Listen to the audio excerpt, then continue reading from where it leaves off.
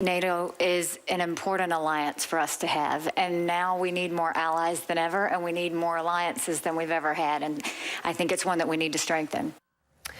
All right. That was South Carolina Governor Nikki Haley yesterday at her confirmation hearing to become the next ambassador to the United Nations. What are you hearing, Mike, about Nikki Haley? Well, in perhaps the world's snarkiest town, Washington, D.C., I was told yesterday by someone who is within the world of diplomacy and international relations that Nikki Haley makes Sarah Palin sound like Henry Kissinger. Yikes. We started hearing several weeks back real concerns with the people that were prepping her over her complete ignorance of foreign policy.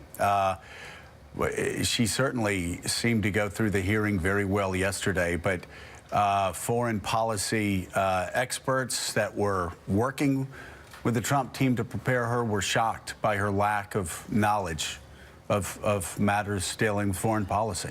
In Jerusalem, that is a horrifying thing for the Arab world to hear somebody say, we're going to move the capital to Jerusalem. He doesn't understand that, perhaps, but he does understand that he's talking to the Palestinians who are now saying, back off of that, and we will give you some concessions in other areas. That would also set off protests around the world. Every American diplomat, every American embassy would be vulnerable, because, I think, because of Muslim outrage. Just as the Israeli-Palestinian talks aren't going anywhere, this would have real implications for American servicemen, American diplomats around the world.